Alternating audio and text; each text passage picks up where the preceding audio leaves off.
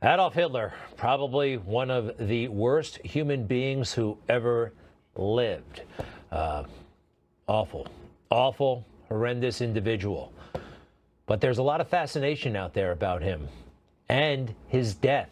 What happened? Did he survive? Did you ever hear that rumor that he might have been living off in South America with his girlfriend, Eva Braun, who I guess he later married? So the story is very interesting, but you probably don't know it, and neither do I.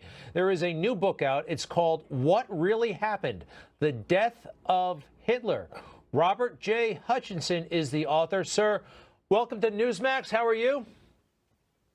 Very good. Thanks for having me on. You bet. All right. So look, I, like the rest of the world, I was told that, he shot himself in that bunker. Eva Braun took poison, and the bodies were burned by his loyalists, and no remains were discovered. That's the Reader's Digest version that a lot of us believe. What's wrong? Well, it's actually correct, but the problem is there were so many holes in the story and so many things that kept turning up, little tidbits of information, that it fueled conspiracy theories that endured for 70 years. As late as 2015, the History Channel did a 3-year reality TV series called Hunting Hitler, which was a supposedly serious investigation about whether Hitler managed to escape at the last minute and live the rest of his life peacefully in Argentina with Eva Braun and perhaps his daughter Ursula. And it wasn't until 2018 that the world actually got definitive physical evidence about what really happened. That's how long it's taken to put this story to bed.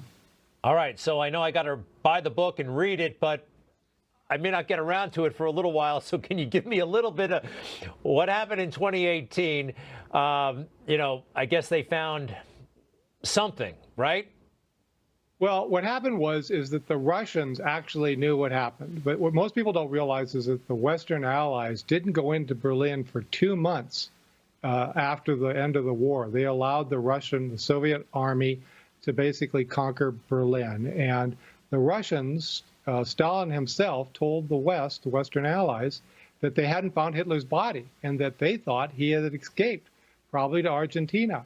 And there were a lot of interesting kind of factoids that supported that. There were 2 Russian submarines that managed to land on the coast of Argentina in 1945.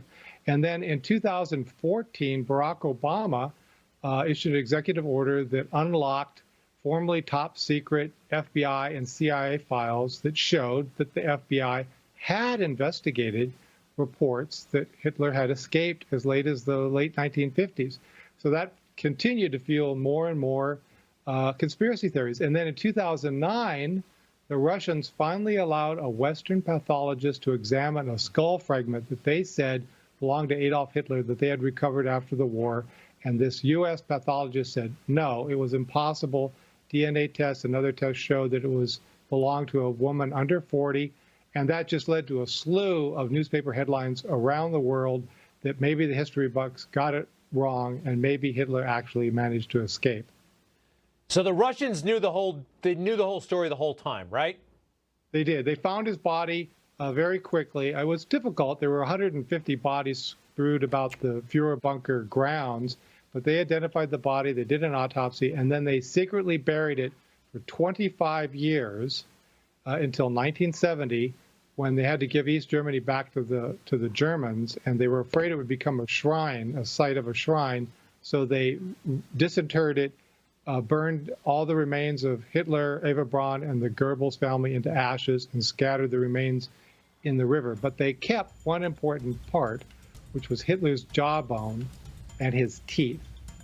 And that was finally in 2017, they allowed Western experts for the first time to physically examine that jawbone. Yeah. And that was decreed that absolutely was Adolf Hitler's teeth. So he couldn't have escaped to Argentina. So wild and pretty weird, too, and fascinating. Robert J. Hutchinson, the name of the book, What Really Happened? The Death of Hitler. I'm going to do it. I'm going to download it and check it out. Thank you very much. Hey, by the way, you know this real quick. Doesn't he have nephews who live in New York? Adolf Hitler, actually, they changed. That's true, isn't it? Yes, he actually has relatives all over the world, although they're not part of his direct line. They're from his other members of his family. He didn't have any children himself. Didn't have any children, but he had some nephews, and some of them are in the greater New York area, and I just learned around the world. Pretty wild. Mr. Hutchinson, thank you. Thank you. All right. Coming up,